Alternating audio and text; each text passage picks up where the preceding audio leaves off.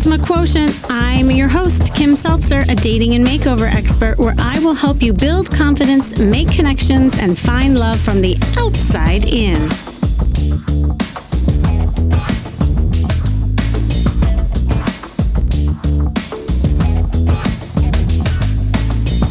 There is a definite connection and symbiotic relationship between your health, body confidence, and attraction. And when you feel confident, your physical and mental well-being improves, and you're better able to tackle life's daily challenges. Your mood and mental well-being improves, which increases your self-confidence. And that is super attractive. It's super sexy. And on the other hand, if you're not feeling good about yourself, you might use food to fill yourself up or deal with stress with emotional eating.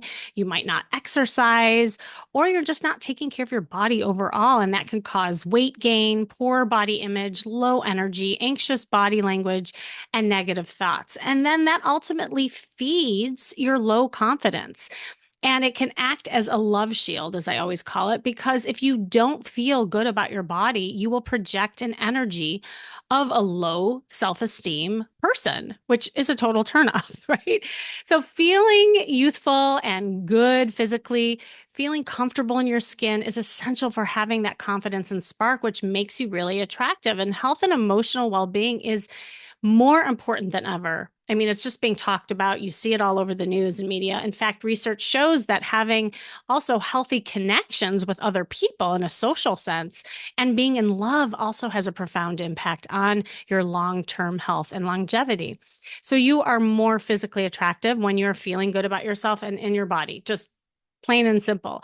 Here's another thing that I don't think maybe you have even thought about or realized, but your body image and your health also plays into how feminine or masculine you might portray yourself in, like how you feel about yourself. So I've worked with a lot of clients who struggled with weight, which consequently affected how they came across to the opposite sex. Also, hormones affect you in the way that you act and interact, even sexually. I worked with a woman who felt really self-conscious about her body. And, she had a ton of health issues. She was 6 feet tall on top of it. And she had this voluptuous figure. Everyone saw it, but she didn't. So that was the problem. It wasn't her body. It was that she didn't see it. On top of it all, she had low energy. She didn't sleep well. She was not into like an exercise or nutrition routine. And because of that, she was self-conscious of her body and she carried herself in a very masculine way. She had short movements. She would kind of like have her shoulders like kind of, lean towards herself. And she wobbled when she walked. So all of this was not helping her obviously flirt. And she masked her femininity by wearing baggy jeans most of the time and very flowy tops that hid her figure. So of course, you know me, I shopped with her first. I needed to have her see that hourglass figure that she had and not be uncomfortable owning it. So we did a ton of shopping, a ton of wardrobe shifting. But her biggest aha moment was when she tried on this beautiful green dress. And I always take pictures when I do makeovers. And there was an after picture and there's a before picture. And I kind of put it side by side for her to look at. And it almost shook her. Like she couldn't believe how different she looked and that it was even her. And for the longest time, I think she just never really saw herself. So from that point on, I mean, everything shifted. We got her a workout routine. She worked with different specialists and helped get her health in order, taught her how to flirt and date. Eventually she found someone. But, as you listen to this, you have to understand that how you feel in your body does impact the confidence. And I can do all the makeovers in the world. I can do all the therapy in the world. But if your health isn't good, you are not feeling good, you're not getting good sleep, none of that matters because you're not going to put yourself out there. And I have an amazing guy that I'm bringing on to help me talk about some of this stuff about body confidence and from a health perspective and bring it all home. So he is one of the leading peptide functional medicine and longevity specialists in the nation. He has an award-winning center called East West East, love that. East West Health, that's a tongue twister, where he performs comprehensive blood labs that allow he and the team to understand the root cause of health issues. Reagan is an international speaker and is an author of 9 books. Oh my gosh, including The Peptide Blueprint and Ageless Future. His podcast, which I had the pleasure to be on, Unreasonable Health, has been featured throughout like thought leaders and has many industries come on there. Please help me welcome Regan Archibald. Are you there? I'm here. Thanks for having me, Kimmy. Oh my gosh, so good to be here. And, I had so much fun being on your podcast, and I couldn't wait for this conversation because you and I kept talking up here. There's so much synergy with what we do. But when I Great. met, yeah, I mean, and when I met you at a couple conferences, it was like immediately connected with you and your message and how you're helping people. I know some of your story only because I've heard you talk, but I would love to hear more of your story and just to share with your listeners. Maybe more of my story of how we need to get my charisma quotient increased. Is that what the story you want me to dive into? I have plenty of charisma. I don't know about that. But I really appreciate the work you're doing, and for those of you who have had a chance to work with Kimmy, the healer that she's become, leaving the conventional world of therapy, is exactly my story. I realized that Western medicine, conventional medicine, was flawed at its core. It's actually an industry that's driven primarily by profits and money, and it's a system that's fed to it's actually we're conditioned to stay sick and to be medicated. And so I realized that at a early age. Fortunately, I grew up on a cattle ranch in Idaho, and so had an uncle who was a doctor. I'm like, I want to be like him. I don't want to be a cattle rancher. But then I had an autoimmune disease that almost took me out of the game. Like, I mean, I was in my early 20s and I couldn't focus in school anymore.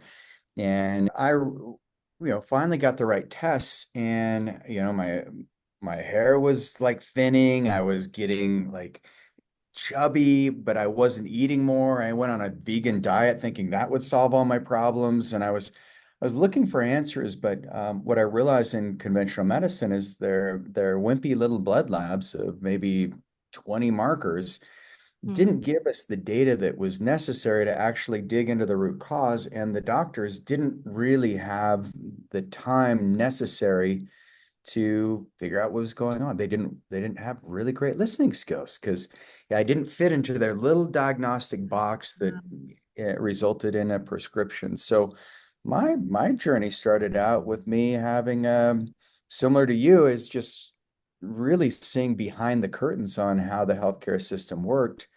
And once I experienced it myself, I started diving into the history. I had a professor in my history of medicine class, and he was very instrumental in me departing from conventional medicine into more of an integrated medical approach. So that's been my path. I've been practicing 20 years now and helped about 70,000 people.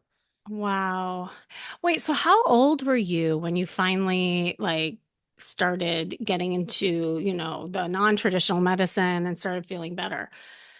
This is about 22, 23. 22. And I know you're married. So I was wondering, like, when you were in that kind of bad health state, were you dating, and when did you meet your wife, and like how did your health impact all of that? So, my first wife, she and I got married at 21, and Mhm. I was feeling pretty good. And then my health just like declined over the next like 24 months pretty severely. And she was very supportive, but didn't know what was going on either. But Hmm. it was when you're that young, it's like, well, let's just get it figured out. But fortunately, she was very open-minded to going in a different direction in medicine. My family was like, "Are you sure? Like, you could always be a carpenter if it doesn't work out," is what my dad told me on that. And I was like, all right, well then now you're a therapist, that's the best thing you can tell your son because he's going to prove you wrong. So Exactly. best Right. advice my dad ever gave me. Well, right. I mean, actually, it was because it made you do something else that you're so famous for today.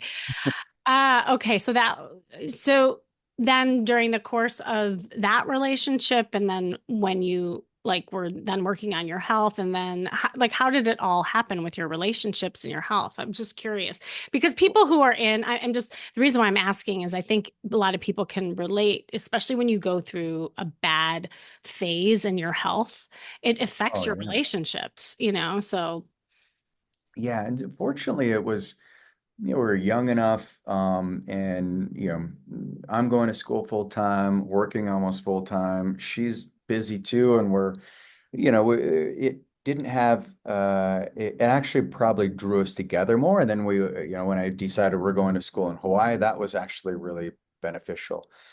But to your point, beneficial for our relationship. And it wasn't health that drove us apart in the long run, but mm, I've seen so many of my clients who have had, like, especially perimenopausal women, their oh yeah. hormones change, and if they don't get them corrected, their man comes back and they're like, "What's wrong?" They take it personal. They think, because you are having an emotional breakdown, they're like, she must not love me. I must not be the right man in her life. And like, men were very insecure little creatures, and we just want approval from our ladies. And I know it sounds superficial, but it's absolutely true.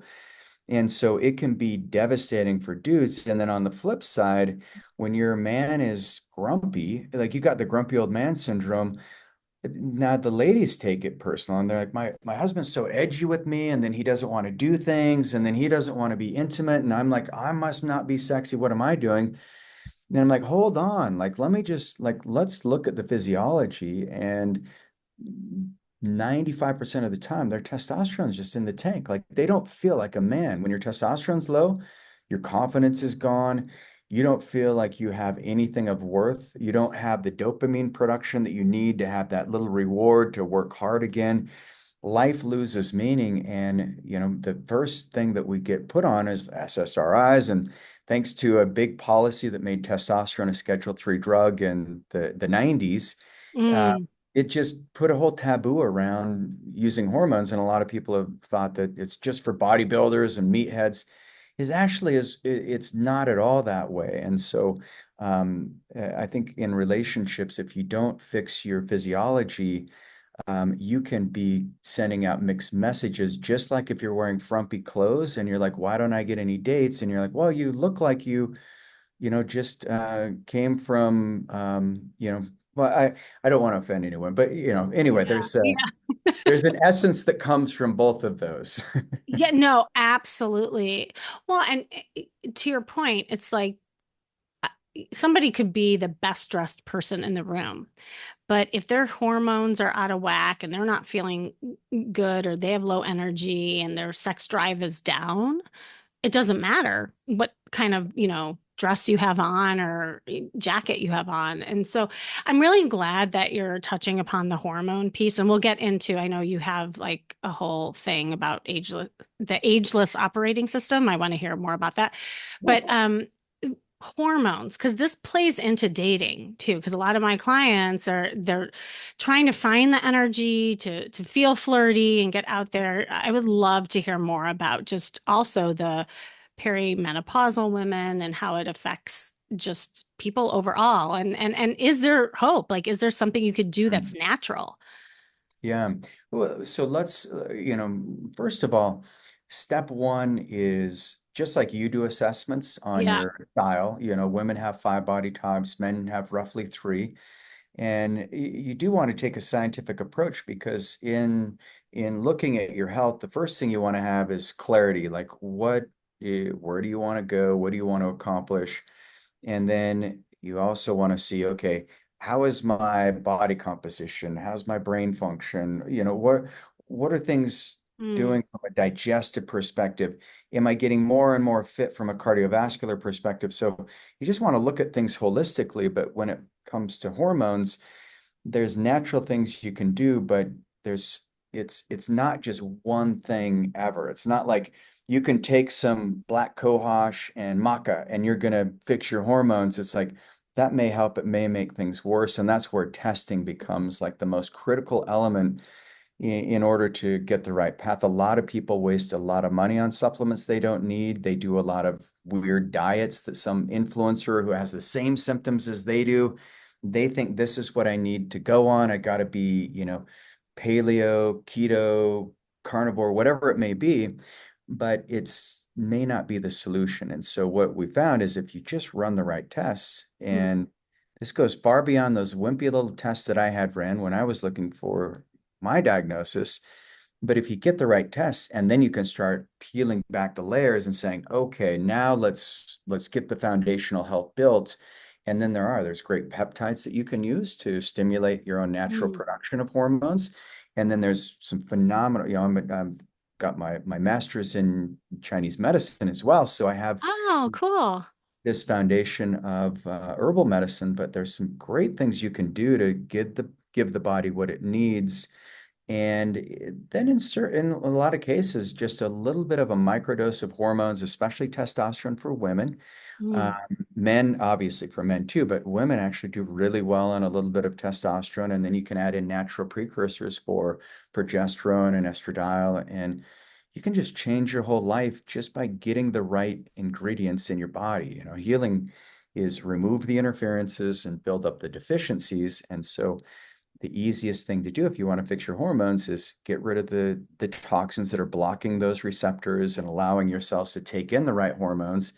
And then you also want to work on the gut and metabolic processes so you can get rid of the hormones that are no longer active because those become very toxic, and then build up your deficiency. So look at your micronutrients and eat the right foods you need, get the right exercise, and it's crazy how much resilience your body actually has. You make it sound so easy, yet so complex at the same time. Well, and I don't know if you deal with this before we go into your system. I find that a lot of times people are resistant to trying new things, or they just kind of fall victim to where they are, right? Like they're saying, "Oh, well, that's not going to work for me," or they're scared to like try anything. I mean, it does take some effort and motivation to try some of these things. Have you dealt with that? And like, what would you say to somebody who's feeling resistant with all this stuff? And when you say resistant, just resistant to actually exploring a new pathway in their health, is that Yeah, because I mean, even with the stuff that I help people with, it's always like, well, yeah, I should do that or I should do this, but they don't actually do it. And I think sometimes when it comes to health, there's more of a block as well, because it's not like traditional Western medicine or whatever it is. Yeah, I think health is interesting, and I think that's a great question because a lot of us we should on ourselves, and Yeah, we have all these ideas because we see what other people are doing, and that's where I love personalized medicine because there's never one size fits all, and even the studies are skewed. I mean, the way that the cholesterol medications became so large in the medical practice is they had a preclinical trial, and then they removed all the people that had side effects from the statin, and then they started the real clinical trial, and that's how we get our medical data. And so that model doesn't work. It's the old way of looking at the body. The new way is saying, well,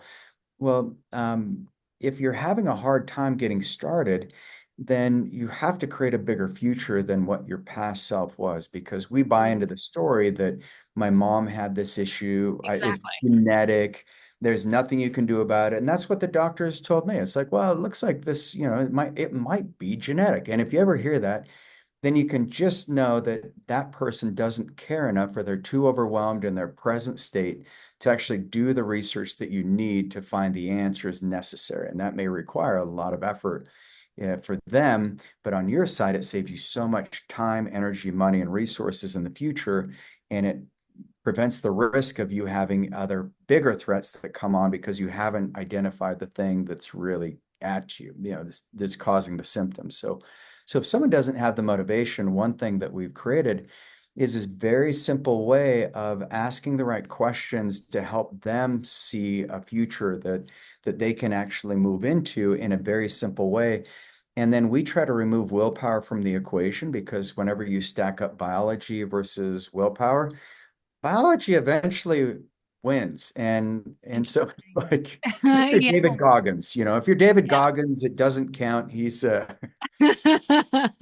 beast. But Right. but that's where peptides have been magical. And a lot Mm. of people know what peptides are these days, but just in summary, they're just little protein structures that are amino acids that are sequenced and folded in a particular way that they turn on genes that go dormant as we age or as we're exposed to epigenetic or environmental impacts that cause those interferences that I was mentioning earlier with the body's healing. It's like those interferences, chemical exposures, infections that we've had, physical traumas, emotional trauma, those all cause us to turn off genes, and that's where the aging process comes into play. And if you look at all diseases, you can just relate it to aging. You have cardiovascular disease, well, your heart aged faster than the rest of your body.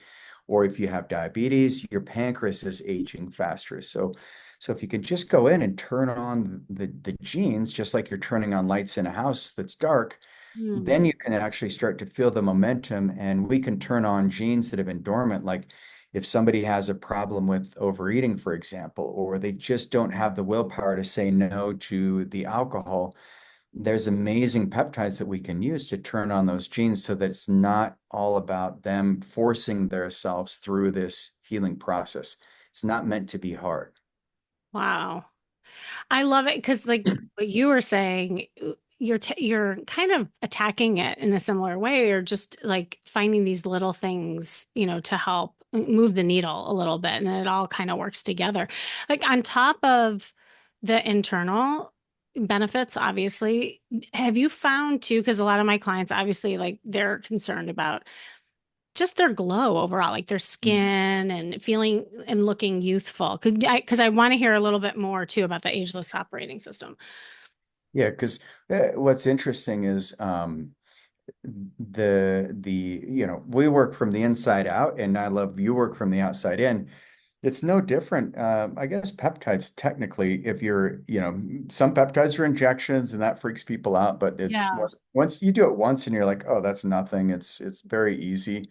We have nasal sprays, we have oral peptides, but there's a peptide called melanotan that a lot of my clients just love. And Hmm.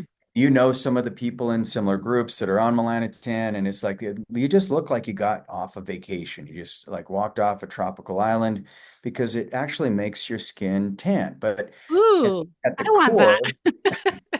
core, it, it's because it's nice. I mean, it's one of those things where you take somebody shopping, you hold their hand and you walk them through, and you're like, all right, you're getting these boots, and you're putting on a tight fitting dress, and now you're going to look in the mirror, and they're just like, they have your clients have tears in their eyes because that makes a difference. But if we can get their skin looking good, your largest organ in the body, then it's a way that you can actually start to feel like I'm making progress. And then you start losing the belly fat or the Wow. thigh fat or whatever saddlebags, whatever area you want to kind of focus on. There's amazing peptides like adipotide is this really cool peptide that they've found that it binds on the blood vessels that feed your white fat cells. And white fat cells are very toxic. They're metabolically inactive Hmm. because they're white because all your mitochondria are concentrated at the center of the cell. And so it's like a hibernating bear, or it's like a squatter in a property you own, and you're like, get out of here. But so what it does is this peptide, it turns off the blood supply, and then it triggers autophagy so that your body starts using that white fat as energy. And then you use another peptide called 5-amino-1-MQ, and that triggers lipolysis. You actually start burning that as a fuel source. And then people start seeing these massive metabolic changes, but they also notice that there's an increase in their athleticism. They feel a little lighter on their feet. And then they're like, actually, I like exercising again. What have you done? And I'm noticing my body composition's Wow. changing. And then we may use like a GLP-1, like maybe tirzepatide or retatrutide. And they're like, and I don't crave sugar. And they feel like they have power over their body. And that's our equivalent to you taking them shopping and putting on new clothes. You give us about 30 days, and somebody feels like they finally have power over their biology and it's not suppressing them. And That's kind of step one, is that quick win. But then the melanotan is where it's like they look in the mirror and they already feel better. But actually, from a medical perspective, it works on the melanocyte stimulating hormone pathways. So the melanin production gets Mhm. increased, you get better protection against the sun, and that's a huge healing factor. Get out in the sun first thing in the morning as the sun's rising, no sunglasses, and then as the sun's setting, that thing alone will change your life. I mean, it's so powerful just being outside and looking at the sun. And Imagine then, that. yeah, Yeah. Actually, being walking. outside, being with people, like the things we used to do back in the good old days. Yeah. No. And again, it's like a lot of these things. I love what you said about the empowerment piece of over your own body. Because it's like, again, the message is not about anybody else. Like you have the power to shift and change how you look and feel. And I think that's awesome. So I love how you're starting with people in that. And so, sorry, I just wanted to highlight that. Keep going. This is great. No, and I think that's it because what happens if you actually don't think about optimizing your health? You may never Yeah. know how good you could feel because I have a lot of clients. The majority of our clients, they come because they're like, hey, I have a really great life. I built this awesome business. I've got these great relationships, and now I want to optimize my health. And they've usually sacrificed their health, to pursue wealth, and that's all fine. Hmm. But if they don't do it, a lot of these people, their lives, I mean, it's not just the fact that they don't live as long, but the years that they're living are not fully living because they don't have their health. And so people tell me all the time, I had no idea how much energy I was leaving on the table. I feel so much better. And usually their ambitions grow. They have better, futures that they're able to create because they have the energy to move into that new place. So Steve Jobs was amazing with Apple, and he died at such a young age, 56, I believe. Someone could Yeah. fact check that pretty easy, but he didn't need to die, but he once again he he sacrificed his health in the pursuit of wealth, and he Mm. didn't take advice from the right sources when it was life or death, unfortunately. So I think if people can get ahead of their health, and we have this mantra, no death by neglect, and what no death by neglect means is you got to get the right tests at the right time. And but then the other side of it is a lot of people know that they have diseases. And actually, one of the interesting studies that was done is people who had massive congestive cardiovascular events, congestive heart failure, they almost died. Of the hundreds of people that were surveyed, any idea of what percentage actually changed their lifestyle for good, even though they almost died from a heart attack? Any guesses from a I have no idea because I know See, I'll guess wrong.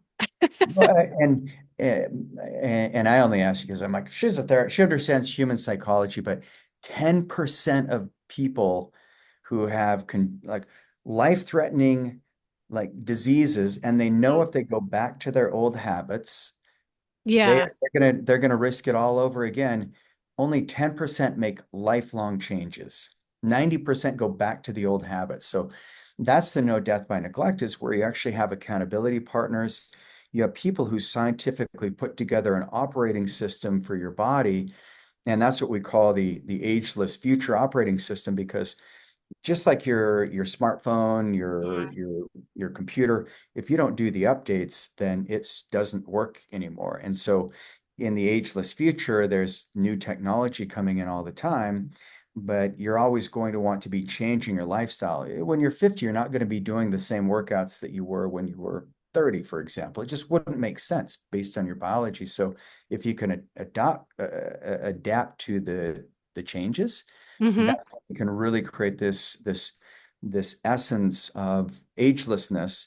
And that's where I love the work you do, because you help people find their swagger and I think you mentioned that 85-year-old that went into a bar and picked up on a dude. I'm like, now that's what I'm into. Like, I mean, not, I mean, if Right. that's her thing, if You're into she's, 85-year-old woman? No, I'm just kidding. no, no, yeah, that probably came off wrong. Yeah, no, it's really true. And kind of what you're saying. Yeah, most people don't achieve their goals because they set their intentions way too high. Like a lot of the New Year's resolution goals never get fulfilled. Most of them don't. It's because they'll say, I want to lose weight. Well, what does that mean? Like that down. It's much better to say, I am going to exercise 3 times a week and work with a health coach, once a week.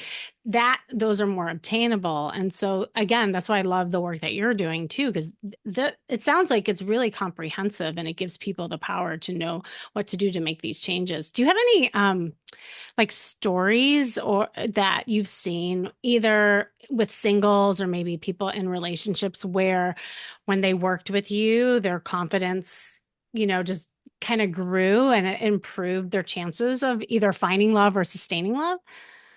I was We curious if have you have that. yeah, we had so many great stories, but probably the one that comes to mind is a client of mine. She was 40, maybe 41 when we started working together. She was probably 30, maybe 40 pounds heavier than her ideal weight.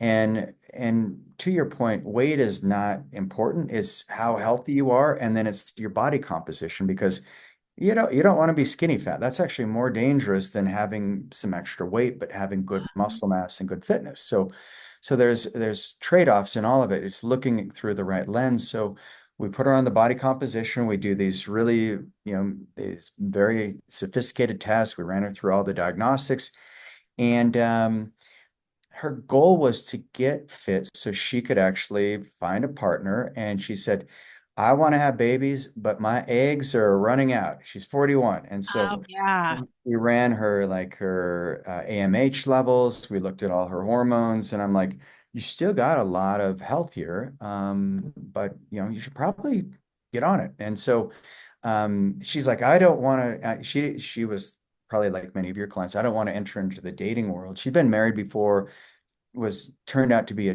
dumpster fire. Like it just like didn't. And so she went 10 years with like basically not wanting to pursue anything long term. And I think the weight was, I'm not a therapist by any means, but I think the weight was just her protective mechanism where she didn't have to confront the fact that in her heart, she knew she wanted to have babies. So anyway, she actually lost about 28, 29 pounds, but she got stronger, her body composition. She actually put on 5 pounds of muscle. And so she lost like almost 35 pounds of adipose tissue in a short amount of time. Huh. But it was in that first 30 days where she started walking into the office and you could see it in her eyes where it's like she had her swagger or her CQ, as you would call it, her CQ Uh-huh. probably increased just because she actually had control over her physiology. And Mm. I don't think people realize how empowering it is when your body's not controlling your life, where you're not making excuses Mm. because of your physical situation. I'd love to go on the hike, or I wish, I have people tell me like, I wish I was as fit as you so I could run up these mountains with you. And I'm like, well, yeah, you could be, Yeah.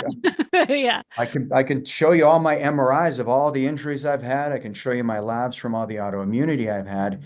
You don't have to let the diagnosis define you, and that's what a lot of people buy Mm. into. And so she just realized after about 30 days, she's like, actually, I got this. And you can Mm. see it in her eyes. She found a dude less than a year later. They got married, they had a kid. And then, which was awesome. We worked on the fertility side. They thought they're going to have to go IVF route. Hmm. They scrapped it. I said, just give me 3 months. And they're like, well, we've got to hurry. We need to get the eggs. And I was like, but those babies aren't as healthy as you want your baby to be. And it's really hard on your body because they wanted to have 2 or 3 kids. So anyway, 3 months, they got pregnant.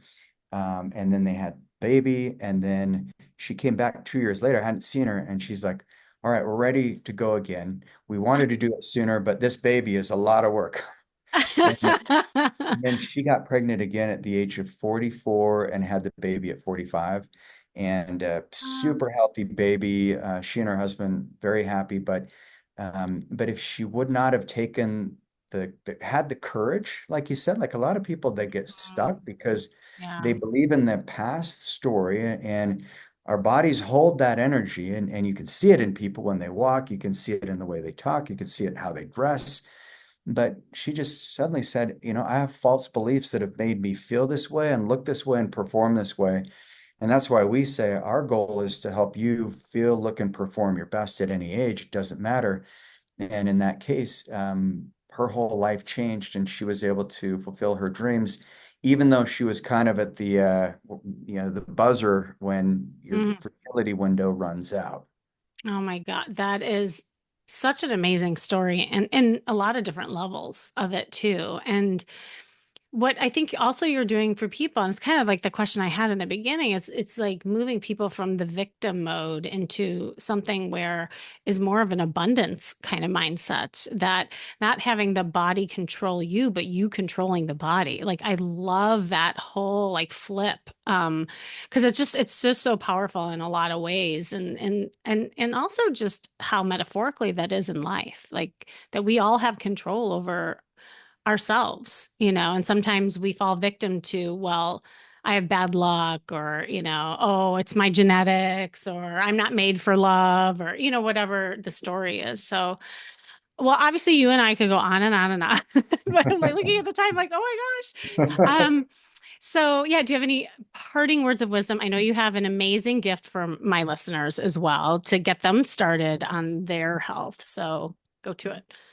Well, I think the biggest thing is just having the realization that your biology today doesn't have to define who you are in the future, and just Mm, recognizing that today is where the worst medicine that we will be practicing. It's just like AI. It's wow. like we are in this renaissance in medicine, and I'm so excited about it because the things that we can do today and the way we can help people.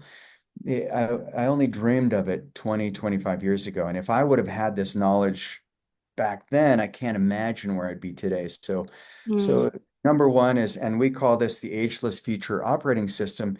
You want to look at your health the same way you'd look at your business, the same way you run your house, the same way you run anything.